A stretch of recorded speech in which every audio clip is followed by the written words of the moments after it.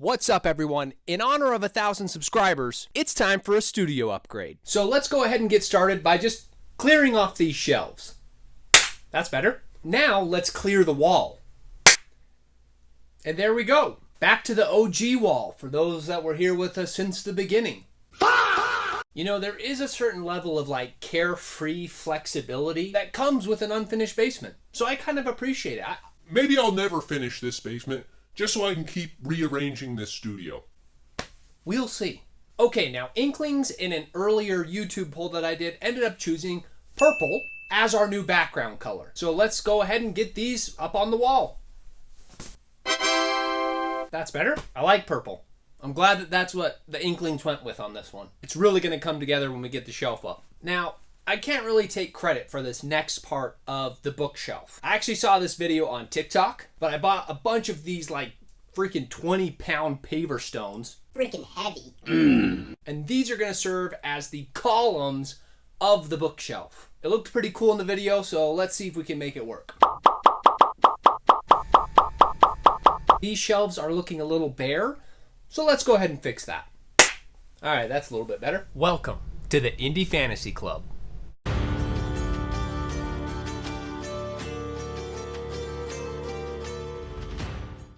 I think now would be a good time to reintroduce myself to the current and future Inklings of the channel. My name is Les, and as the host of this channel, my purpose is to build up the indie fantasy community. I do that through a combination of reading popular indie fantasy books and also opening up my TBR to indie author submissions. And ultimately, this channel was born because I was tired of booktube. I was tired of seeing the same 10 fantasy recommendations over and over and over again. And I was also kind of getting tired of the stigmas around self-publishing. Just because there are problems with the self-publishing space, because of the lack of barriers, doesn't mean we should write off all indie fantasy books. I have read some stunning books that I would recommend over many of the popular fantasy favorites. And just so you know, there are just as many issues with trad publishing as there are with indie. The issues are just different. They have pros and cons to both traditional publishing and indie publishing, but I already made a video on that, so we're not going to talk about that today. All that is beside the point. What I will say is that there are more of us indie authors than there are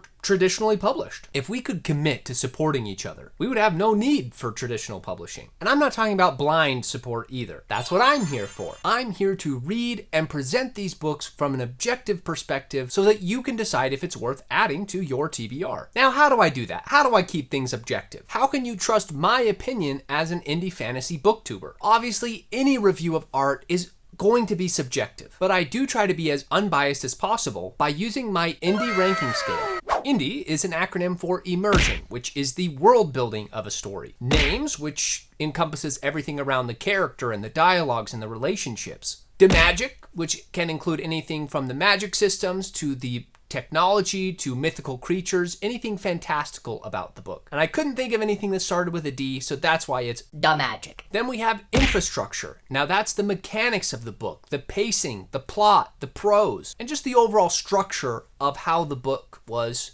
presented. And then finally we have enjoyment. This is the most subjective and opinionated part of the review, where I just give my vibes of the book. Now, I've already created an entire playlist with an in-depth overview of all of these categories. And each of these categories, I believe, are integral components of a good fantasy story. So I take all of these scores, and the average of all of these scores ends up becoming their overall ranking. And anything that ends up with a 9 out of 10 or higher ends up being a cover-facing book. Those are the ones that I want people to see front and center because I feel they've earned it. But just because I use an objective scale to rank these books doesn't mean you're always going to agree with my opinions. The best way to see if you can trust my reviews is to check out some of my other book reviews and read one of them. See if I'm full of it. Analyze the book using my scale and see if I'm honest in these assessments. Now, when this channel was brand new, I put out a call to all indie fantasy authors. I invited them because I wanted to be a voice for those that didn't have access to an audience. Now, as of today,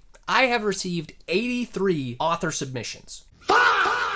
So you just have to keep in mind that I still have a full-time job and other things that I need to do. So I end up reading about 2 to 4 books per month. So at that pace, it'll probably take me about 2 years to get through all of these submissions. So moving forward, you can still definitely shoot me an email and submit your book to me, but I'm probably going to have to be a little bit more selective with my process moving forward. Maybe I'll run polls on YouTube and Discord to see what catches your interest in these pitches, and then add those ones that get the highest ratings and votes to the TBR. That way there's just always an opportunity for new indie authors to be featured on the channel. I think I'm also going to start prioritizing physical copies moving forward, because I know that's a personal investment that these authors are making, and I just want to be respectful to that. I know that could be a challenge for a lot of people. I have a lot of inklings over in Australia for some reason, which is pretty cool. So I don't expect you to ship me a book all the way from Australia. I know that's probably insanely expensive. I still will read the ebook or audiobook versions, whatever you have. And honestly, just because a physical book gets sent to me doesn't mean that it's always good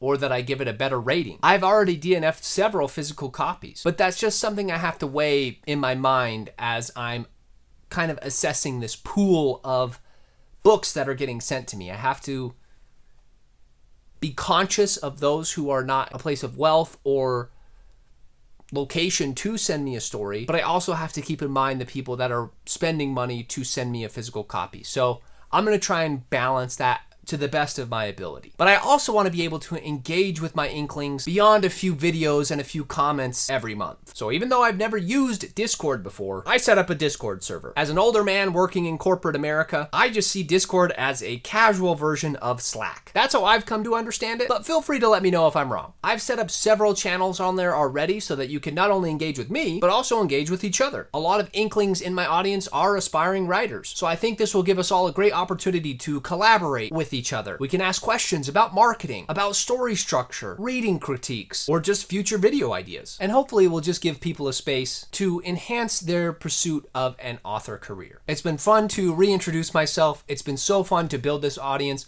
I'm really looking forward to continuing to build the Indie Fantasy Club with all of you, to bring awareness to these incredible authors and stories. I've got some really fun plans for the future, and I look forward to experiencing that with all of you. But that's going to do it for today. So I will see you in the next video.